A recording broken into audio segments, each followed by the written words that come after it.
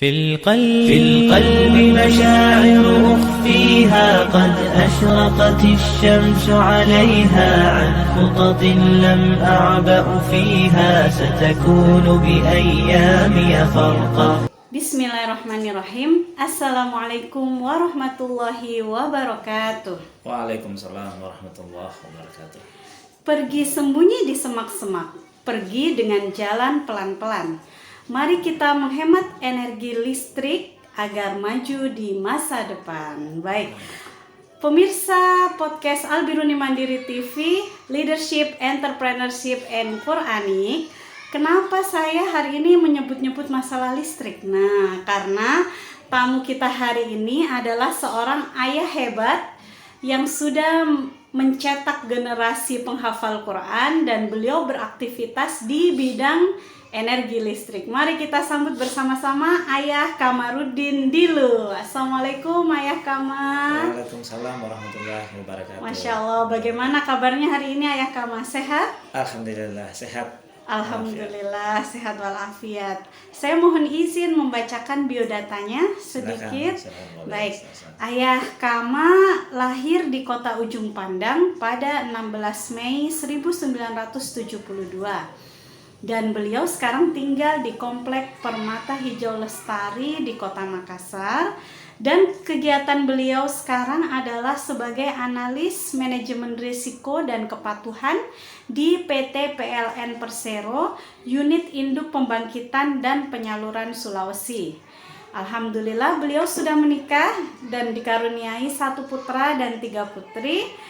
Dan beliau bisa dihubungi di Instagram dan Facebook Kamarudin spasi Dilu. Dan yang luar biasa dari beliau adalah moto hidupnya. Nah, moto hidup Ayah Kama adalah hiduplah mulia untuk mendapatkan kemuliaan di akhirat. Masya Allah. Nah, ini dapatnya dari mana ini Ayahanda? Moto hiduplah mulia. Saya mendapatkan moto itu, saya ulang lagi. Bismillahirrahmanirrahim. Assalamualaikum warahmatullahi wabarakatuh. Waalaikumsalam. Moto hidup itu saya dapat inspirasi dari beberapa tahun, karena dalam beberapa tahun terakhir ini merubah moto hidup saya. Masya Allah, berarti dulunya bukan ini ya? Iya, karena saya mau lebih investasi untuk akhirat saya. Masya Allah. Investasi untuk akhirat saya. Yang dulunya mungkin dunia melulu yang kita kejar. Sementara kita selalu lupa dengan akhirat kita. Padahal kita harusnya berinvestasi untuk yang akhir. Walal akhiratu khairul laka minal ula. Saya berprinsip seperti itu. Yang akhirnya itu yang baik. Karena hidup di dunia ini ya hanya sementara. Yang kekal itu adalah akhirat. Ya, jadi dalam saya berusaha lebih mendekatkan diri kepada Allah itu melalui proses juga, ya melewati juga zaman-zaman yang ya sempat orang bilang ya mungkin kalau kata kasarnya sempat mengalami beberapa kufur terhadap ayat-ayat dan nikmat-nikmat Allah yang diberikan. Melalui proses itu akhirnya ya Allah mungkin memberikan, ya Allah pasti memberikan hidayah kepada umatnya yang mau berusaha untuk lebih dekat kepadanya. Masya Allah, luar biasa ini. Pasti yang ada di rumah penasaran, yang dimaksud titik baliknya ini yang mana nih? Mungkin bisa diceritakan lebih spesifik Ayahanda. Titik balik itu apa ya? Mau dikatakan titik balik juga sebenarnya enggak gitu-gitu amat sih sebenarnya, karena dari pertama saya sudah digembleng dari pendidikan yang agama, cuma karena itu tidak kontinu, tidak istiqamah menurut saya, sehingga saya mungkin beberapa kali tergelincir ke istilahnya tidak lurus, jalannya ke kiri. Misalnya diharapkan kita itu continue tentang sholat misalnya, Dan saya masih pernah mengalami karena kesibukan mungkin pernah suatu kali atau beberapa kali terlewatkan yang namanya salat fardu, ya karena kesibukan, ya atau mungkin karena kegiatan-kegiatan yang menurut saya tidak penting-penting banget, tapi karena sering menunda-nunda waktu salat pada saat itu akhirnya salat fardu itu terlewatkan. Nah, sehingga saya mengatakan kenapa titik balik, karena saya takut dengan siksaan Allah. Akhirnya saya mengatakan saya harus lebih istiqomah lagi, walaupun saat sekarang ini mungkin yang terbaik, tapi yang namanya kita berusaha. Selalu saya dikatakan bahwa proses itu kita sudah dihitung pada saat kita berlari atau berjalan menuju ke Allah, prosesnya itu sudah dihitung, ya. Atau lagi kalau kita sudah mulai mendekat kepada Allah, proses itu sudah bisa dikatakan sebagai titik balik, ya. Karena kalau kita hanya bersama seperti yang kemarin, ya itu menurut saya itu bukan suatu keberhasilan tapi kegagalan, ya. Jadi kita harus saya mengajak semua kita berusaha untuk lebih mendekatkan diri kepada Allah, lebih berguna, kemudian lebih mengutamakan apa yang anak-anak sekarang bilang what I can do for you, itu dalam hal positif, apa yang saya bisa bantu buat Anda. Nah, itu kalau di dalam kerja saya itu selalu, ya karena kami di BUMN itu ada yang namanya budaya akhlak namanya, ya, kita harus berbuat supaya apa yang dicita-citakan oleh organisasi kita bisa dicapai dengan capaian secara bersama-sama. Bukan kalau kita sudah selesai kita sudah stop di situ, tapi kita harus melihat pekerjaan kita secara global, pekerjaan teman-teman kita mungkin. Nah, kita harus punya ide atau punya inisiatif untuk memberikan kemampuan kita untuk mencapai tujuan bersama gitu.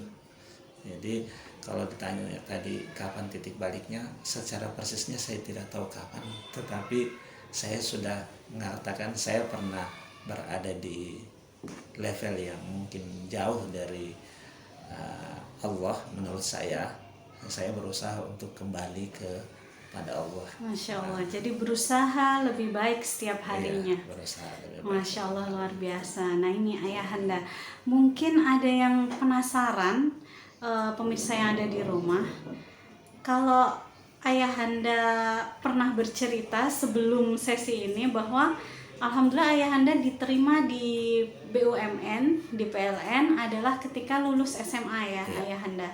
Masya Allah, mungkin bisa diceritakan bagaimana perjuangannya Ayahanda saat itu. Iya, terima kasih. Jadi secara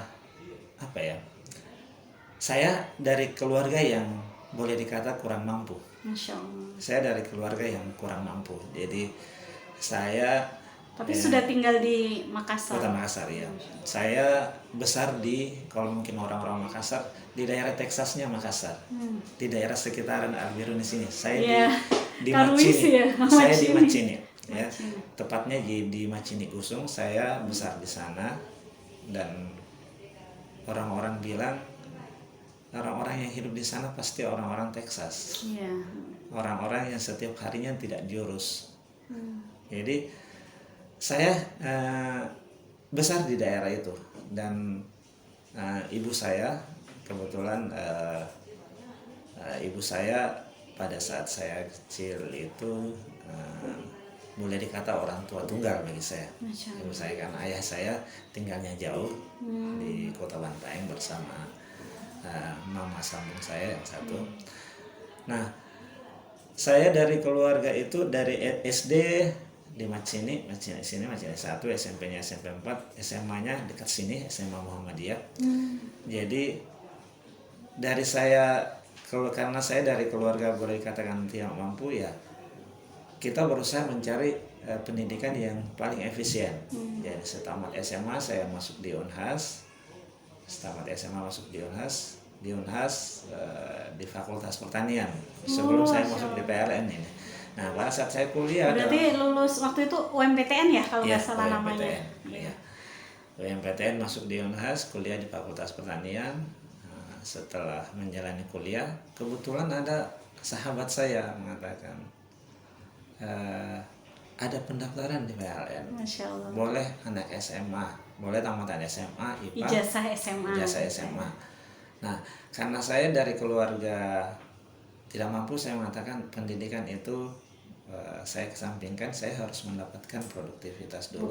Bukan dikesampingkan, tapi lebih kepada kebutuhan sekunder. Iya. Karena kebutuhan primernya itu tadi Iya. kan, mencari Jadi saya harus kehidupan iya, yang layak. kehidupan yang layak dulu. Karena saya sudah dari tamat SMP sebenarnya pengen nyari kerjaan Mandiri. Dan alhamdulillah dari SMP itu saya bisa sekolah itu sambil kerja semrawutan. Misalnya saya jual buah di terminal. Masya Allah.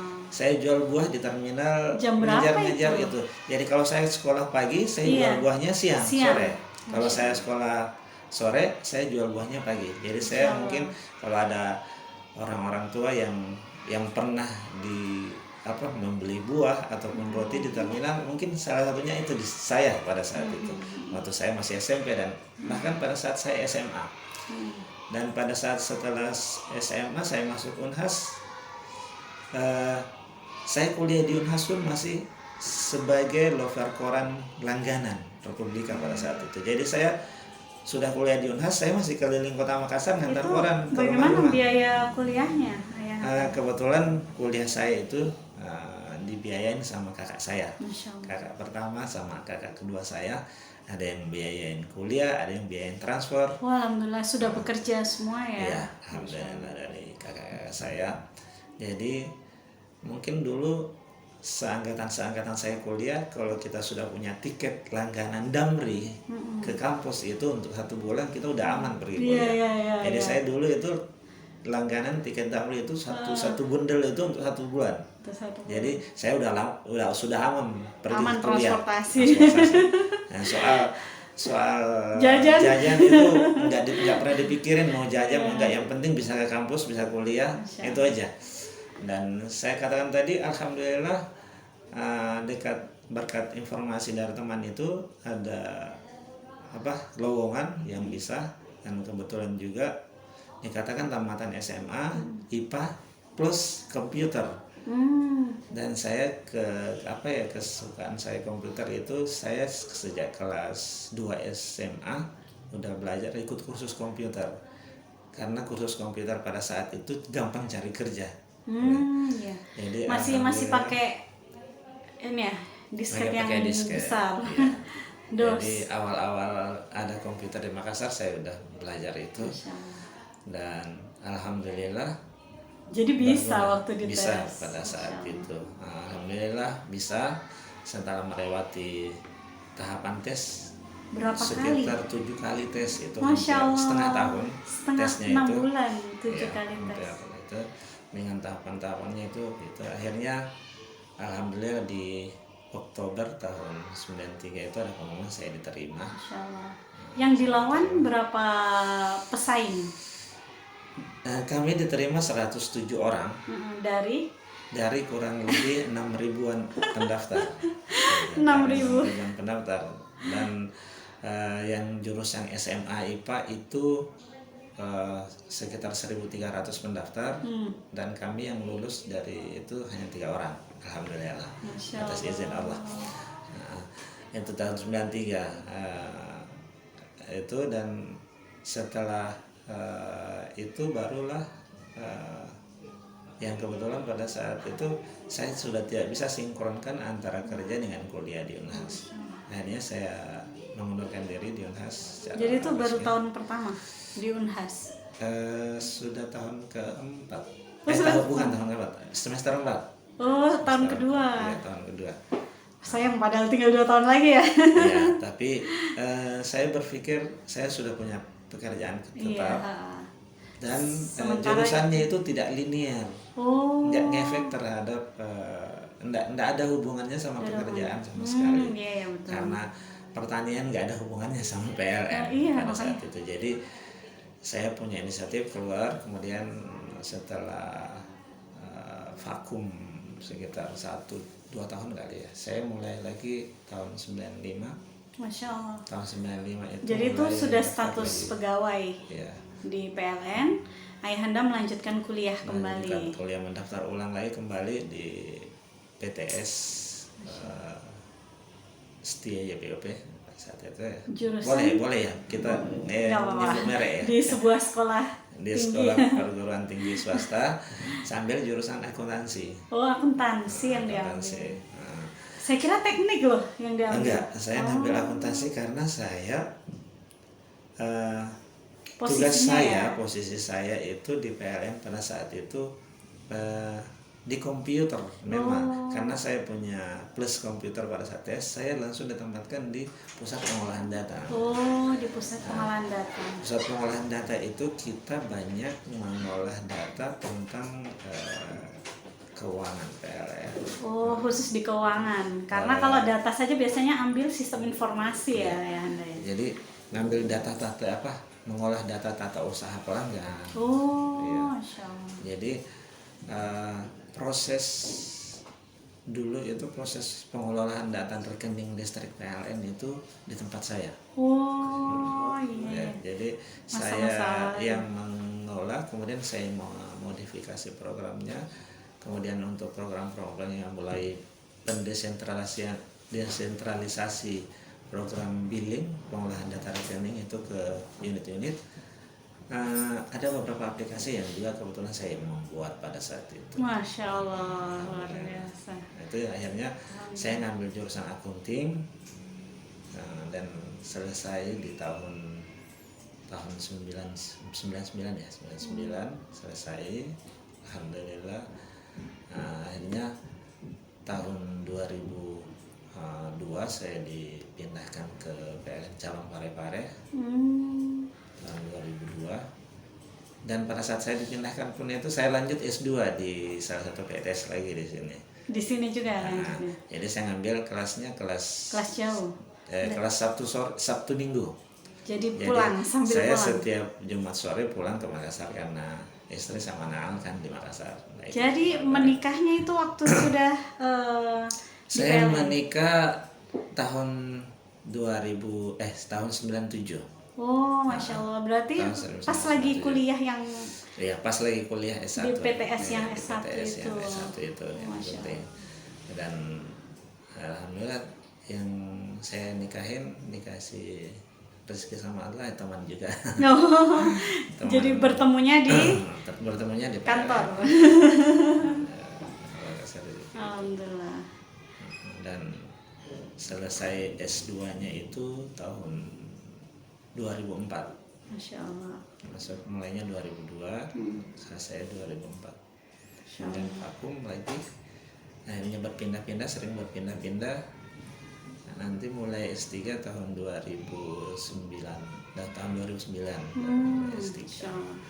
Dan S3 saya harusnya udah selesai tahun 2011, 2012 yang lalu. Iya. Tapi karena riset saya membutuhkan penelitian yang membutuhkan kepedulian, akhirnya saya karena berpindah-pindah nggak bisa selesai sampai sekarang. Padahal sudah riset gitu. Sudah tinggal riset. Iya, sudah sementara riset. Masya Allah. Sampai sekarang nggak selesai, jadi cuman dapat titel kandidat doktor.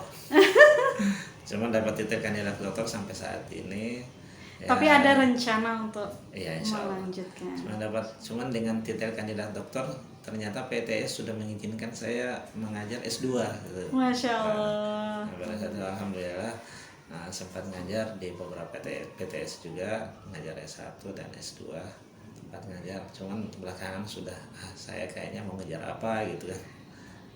Kadang-kadang dulu si Naila apa Mutia, waktu saya selesai kuliah itu pada saat ke kampus lagi, ayah mau kemana? Saya mau kampus. Katanya udah selesai kuliahnya, ngapain ke kampus lagi? Ternyata saya ngajar lagi. Ayah ke kampus terus. Ayah ke kampus terus. Waktu itu usia berapa Ananda? Saya nggak tahu, lupa itu. Yang jelas masih belum ngerti lah tentang itu. Masya Allah. Akhirnya ya sudah saya mengurangi aktivitas keluar. Masya Allah, luar biasa ya. Aktivitas keluar saya kurangi. Saya lebih ya karena kebetulan tugasnya pindah-pindah ya lebih konsen pada pekerjaan saja dulu. Iya. Padahal dulu sudah ada pekerjaan ya, tapi nambah juga jam, mungkin weekend ya mengajarnya ya Anda. Iya, weekend. Masya Allah ya. Kadang juga kalau di Makassar kan ada beberapa PTS yang malam kan, akhirnya ngajarnya malam. Gitu. Ngajar malam juga, Masya Allah. Tapi ilmunya bermanfaat akhirnya, bermanfaat luas. Salah satu cara untuk menjaga ilmu kita itu ya ngajar kan. Kalau kita lama vakum, biasanya ilmu kita kan terlupakan. Iya betul. Jadi salah satu caranya dulu itu ya sudah ngajar. Karena kalau ngajar pasti ngebaca kan. Saya mempersyaratkan kepada mahasiswa misalnya, ini buku pegangan wajib. Misalnya satu, saya harus membaca 4 buku. Saya harus membaca 4 buku. Jadi untuk wajib mahasiswa satu, saya harus baca 4 buku. Gitu. Salah satu caranya saya dulu waktu itu. Masya Allah. Jadi ini bisa menjadi inspirasi buat masyarakat yang mungkin bingung ya. Iya. Saya kalau dari SMA kemana? Kalau zaman dulu masih bisa ya. Kalau sekarang harus minimal S1 ya. Iya. Ya Anda. Atau ada diploma 3? Ada D3. Ada diploma 3 ya. Jadi enggak boleh putus asa karena pasti akan ada jalan. Enggak boleh. Saya punya prinsip dulu kalau waktu sekolah itu saya belajar bukan hanya buat saya belajar buat anak-anak saya. Masya Allah. Jadi kalau saya itu prinsip itu dari kelas berapa? Saya dari sekolah MBLS 1 itu. MBLS 1 karena itu, sudah ada anak ya waktu itu ya. Iya. Belum, waktu saya kuliah S1 masih bujangan, tapi Tapi sudah ada. bahkan nama anak saya yang pertama saya masih SMA itu. Masya Allah. Saya berarti sudah berpikiran matang dan dewasa memang. Jadi anak saya itu Muhammad Abduh itu anak pertama. Saya itu udah terinspirasi dari Syekh Muhammad Abduh. Jadi saya mengatakan kalau saya punya anak laki-laki, saya akan beri nama Muhammad Abduh. Masya Allah. Kemudian pada saat saya kuliah itu S1, saya mengatakan, saya mau kuliah untuk memotivasi anak saya nanti. Masya Allah. Saya kuliah S1, S2, S3 untuk memotivasi anak saya. Biar mengikuti jejaknya. Saya selalu menantang anak saya. Saya sekarang kuliah sampai S3. Kalian juga insya Allah harus bisa kuliah S3. Minimal lihat-lihat ayah ya. Kalau dulu saya kuliah kuliah sekolah biayanya kesusahan, kalian tinggal mau saja dan belajar aja. Insya Allah ayah akan berusaha untuk memberikan yang terbaik buat mereka. Masya Allah, luar biasa. Tapi kemarin saya mengutip dari kata-kata ayah Aat Adriano Rusfi, beliau itu berkata bahwa jalan sukses itu selalu sama, melalui jalan perjuangan. Iya. Tidak ada yang namanya sukses itu instan. Betul. Karena biasanya kalau instan ketangkep. Jadi jalan sukses itu memang selalu berdarah-darah dan harus berjuang, harus ada nilai perjuangan di situ. Masya Allah. Saya sepakat dengan itu. Nah, proses. Masya Allah. Nah, kemudian akhirnya alhamdulillah sampai sekarang bertahan di mengabdi di BUMN tersebut ya ayahanda ya, Masya Allah. Nah ini ayahanda dan bunda kan sama-sama di BUMN. Betul. Bagaimana cara mengasuh anak-anak? Apakah ada yang mendampingi anak-anak di rumah atau bagaimana? Waktu anak-anak kecil itu kebetulan ada ada keluarga dekat. Alhamdulillah. Ada keluarga dekat, saudaranya mertua, jadi tante itu tinggal sama-sama nih di rumah. Dan beliaulah yang membantu kami itu mengasuh, menjaga anak-anak. Dan beliau itu walaupun ya bukan neneknya langsung udah akrab seperti udah panggil nenek. Jadi beliau almarhumah itu sampai beliau berpulang itu sudah ya, berpulang tinggal sama kami. Masya Allah. Jadi ini bisa menjadi opsi bagi keluarga-keluarga yang sedang menyaksikan bahwa bila memang sibuk, ayahanda dan ibundanya sama-sama sibuk, bisa diberikan dengan orang yang kita percaya Iya begitu betul, ya yang kita ayahanda ya, percaya. yang dipercaya.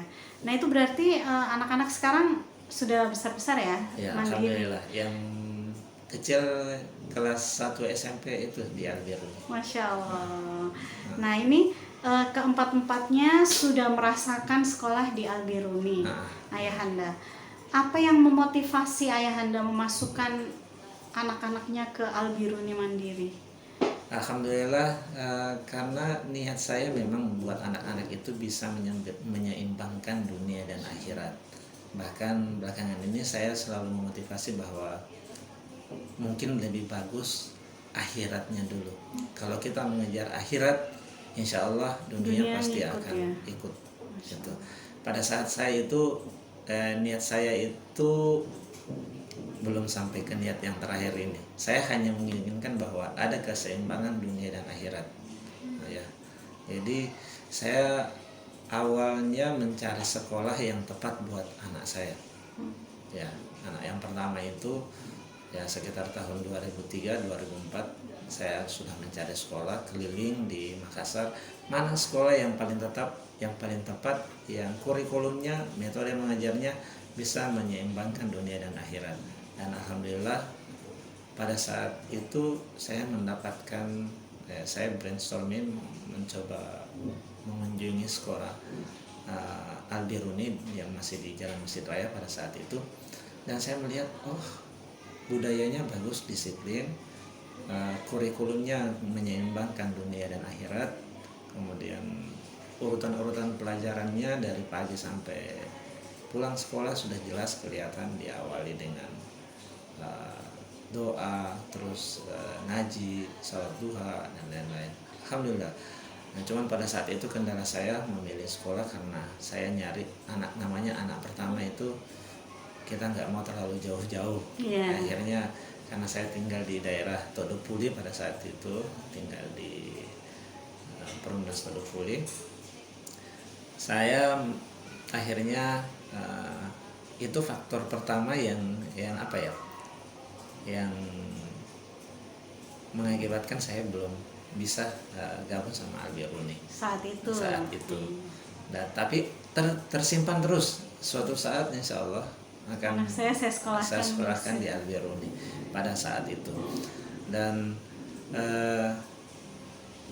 pada saat tamat SMP, anak pertama Muhammad Abdul, saya melihat, saya sudah baru tahu pada saat itu bahwa Al-Biruni sudah pindah ke Petarani di Ruko Ramayana. Itu Ruko Ramayana.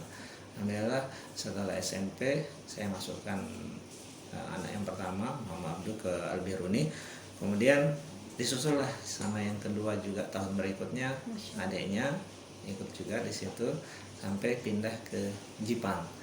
Dan anak ketiga saya setelah waktu SD masih sekolah di SD Islam Terpadu juga, tapi di Makassar juga dekat yang rumah. Setelah tamat SD-nya saya pindahkan SMP-nya masuk ke Al-Biruni. Karena keempat Naila, karena kakaknya pindah, udah ikutan masuk kelas 4 di Al-Biruni. Jadi di Al-Biruni semua. Ya, di Al-Biruni semua sekalian. Saya mengatakan ya sudah, menurut saya, menurut penilaian pribadi saya, kurikulumnya SDIT-nya yang lama dengan yang baru, yang Al-Biruni ini yang menurut saya bagi pribadi saya lebih cocok dengan visi misi saya untuk anak-anak, pendidikan untuk anak-anak. Mungkin setiap orang tua mungkin berbeda, tapi menurut saya pribadi, alhamdulillah sesuai dengan keinginan saya. Alhamdulillah, dan semoga anak-anak bisa istiqomah terus ya, baik. Dan itu terlihat tidak perubahannya ayahanda? Mungkin sebelumnya dari tempat yang lama, terus ketika di Al-Biruni apa memang betul ada perubahan dari segi adabnya, akhlaknya? Alhamdulillah saya rasakan di rumah itu perubahannya sangat besar. Masya Allah. Ya, alhamdulillah perubahannya di rumah saya sangat besar. Mulai dari pendampingan, kemudian efeknya akhlaknya di rumah, pengetahuannya, kesempatan untuk mengembangkan dirinya sesuai dengan ya istilahnya apa yang saya inginkan, difasilitasi sekolah. Kemudian dari sisi intelektualnya difasilitasi pula dengan adanya kelas ICP.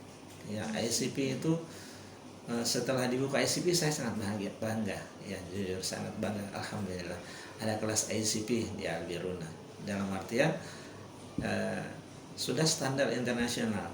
Jadi bukan hanya sekedar kita keseimbangan dunia dan akhiratnya, tapi ada plusnya lagi yang bisa saya dapatkan di situ. Nah, kemudian dari pengalaman-pengalaman dari anak pertama yang tamat SMA, anak kedua tamat SMA di situ, lanjut ke perguruan tingginya pun tidak susah, tidak susah banget ya, tidak susah banget. Alhamdulillah. Yang pertama Muhammad Abduh dengan apa ya, SBMPTN ya, sekarang ya. Iya, SBMPTN. Alhamdulillah lolos ke Fakultas Kedokteran di Mula Warman.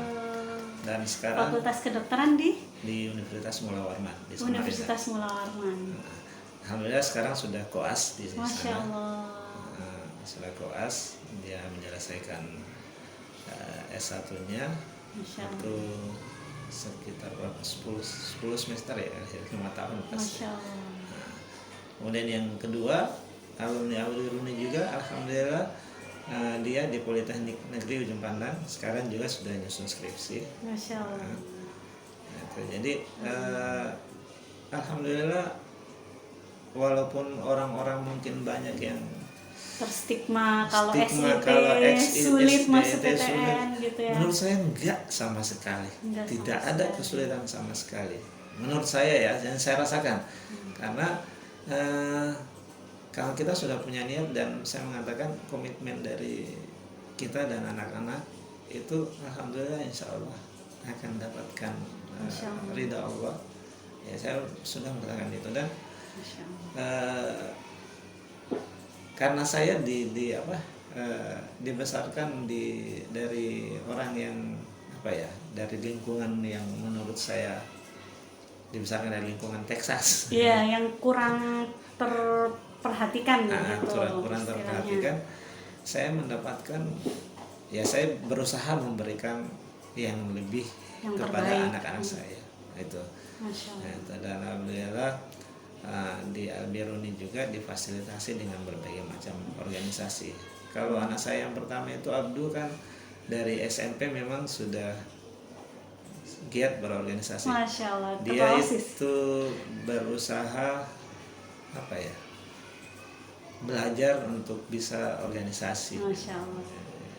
Berarti kelak di tempat-tempat manapun berada pasti jadi pemimpinnya juga, karena ya, sudah diasah kepemimpinannya. Jadi jiwa kepemimpinannya. Abdu, Nisa yang pertama, kedua mereka aktif di OSIS Al-Biruni juga waktu SMA.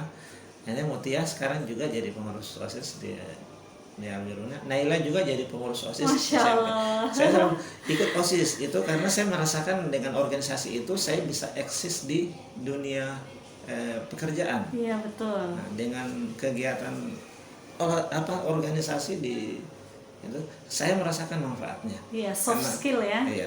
Karena saya waktu SMA dulu, kebetulan di SMA itu saya ikut organisasi OSIS. Nah, dulu saya masih aktif di Muhammadiyah ya. Nah, itu sangat bermanfaat bagi saya untuk bisa mengekspor, mengungkapkan sesuatu. Nah, itu karena membentuk kepribadian kepribadian, kepemimpinan, bersosialisasi. Masya Allah. Dan itu dari Abdu sama Nisa itu kelihatan sekali. Setelah aktif OSIS di SMP, kemudian dilanjutkan di Al-Biruni, jadi Abdu mungkin pernah jadi ketua OSIS di Al-Biruni. Yang pertama ya, Abdu itu ketua OSIS, terbentuk OSIS pertama di Al-Biruni itu SMA.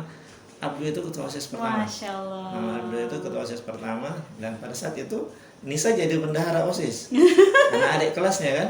Iya. Nisa jadi bendahara OSIS. Jadi mereka kadang-kadang ngobrol OSIS di rumah gitu. Bekerja sama. Jadi kayak kantor ini rumah. berprestasi, dan itu juga kelihatan setelah mereka masuk ke perguruan tinggi, kelihatan mereka bisa eksis juga. Nah, lanjut ke organisasinya dalam mengungkapkan sesuatu, karena kelihatan sekali beda. Oh, ini anak yang pernah aktif di organisasi dan tidak. Iya, kalau yang tidak sulit mengungkapkan pendapatnya ya mungkin ayahanda ya. Abdul itu bisa bermanfaatnya juga kelihatan dan dirasakan sama dia. Masya Allah. Kemudian Nisa dan calon juga, dokter di keluarga nih udah ada nih. nah, ya, Nisa juga dia malah lanjut aktivis organisasi di kampusnya. Masya Allah. Dan alhamdulillah atas izin Allah, dari atas berkah dan rahmat Allah, itu di akhir tahun kemarin hampir bersamaan kan saya dapat 2. Abdul jadi selesai kedokteran escape dan dapat hafizah 1 mutiah, itu hafizah dari Al-Biruni. Masya Allah. itu yang mungkin saya sangat bangga dengan Al-Biruni saat ini ya, karena bisa menciptakan hafiz dan hafizah. Masya Allah, luar biasa. Dan insya Allah Naila juga bercita-cita jadi hafizahnya Al-Biruni. Masya Allah, insya Allah. Semoga kita doakan bersama. Amin, semoga amin. Menjadi keluarga penghafal Quran. Amin, Masya Allah, amin. biasa. Masya Allah, tak terasa hampir ini ya sudah 30 menit lebih ternyata.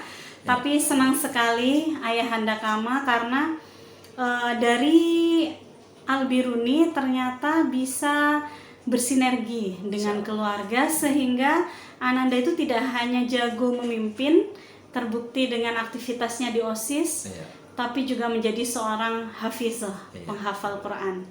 Jadi tidak hanya pandai di dunianya, tapi akhirat ada di hatinya, insya Allah dipegang terus sampai di akhir nanti perjalanan. Kemudian saya tambahin komunikasi antara orang tua dengan pendidik, guru di sekolah itu harus komunikasi alhamdulillah, lancar. Oh, Masya Allah. Jadi gurunya sering menginformasikan. Ya, kemudian saya mengatakan misalnya anak saya ini kekurangan ini perlu diimprove di sekolah, karena kadang-kadang namanya anak-anak itu lebih mendengar dari guru. Iya, betul. Ya, daripada ke orang tuanya. Jadi saya mengatakan misalnya Ustaz, dia ini lebih mendengar kata Ustaz ini harus begini. Tolong Ustaz, dia kelemahannya ini. Dia harus diimprove dari sisi ini. Nah, jadi komunikasi tentang apa yang perlu diimprove, ditingkatkan untuk anak-anak itu, komunikasi antara orang tua dengan guru itu alhamdulillah lancar, gitu ya, enak nyambung. gitu. Jadi sering WA-WA-an sama guru Ustaz ini. Jadi dan gurunya pun welcome ya Ayahanda. Welcome, alhamdulillah welcome. Masya Allah, luar biasa. Yang saya alami selama ini alhamdulillah welcome. Mulai dari gurunya Abdul, gurunya Nisa, gurunya Mutia, gurunya Naila, alhamdulillah semuanya welcome. Masya Allah, luar biasa. Sampai 4 generasi di Al-Biruni semua. Jadi saya, kalau orang mengatakan ini enggak terlalu over ya. Anak saya seluruhnya Al-Biruni, jadi keluarga saya keluarga Al-Biruni sekarang. Masya Allah, luar biasa ya. Masya Allah, baik. Alhamdulillah, semoga Ayah Kama senantiasa sehat terus dan anak-anaknya menjadi anak-anak yang sukses dunia akhirat. Dan semoga nanti kalau masih ada cucunya juga di Al-Biruni, insya Allah. Ya baik, pemirsa Al-Biruni Mandiri TV, demikian podcast kita hari ini. Semoga bermanfaat dan mohon maaf bila ada khilaf. Jangan lupa moto kita hari ini dari Ayahanda Kama, hiduplah mulia untuk mendapatkan kemuliaan di akhirat. Karena kalau kita mengejar akhirat, insya Allah dunia juga akan terikat. Masya Allah. Sekian dari saya, izin pamit. Wassalamualaikum warahmatullahi wabarakatuh. Waalaikumsalam warahmatullahi wabarakatuh. في القلب مشاعر أخفيها قد أشرقت الشمس عليها عن خطط لم أعبأ فيها ستكون بأيامي فرقا فحياتي قبل الحلقات تيه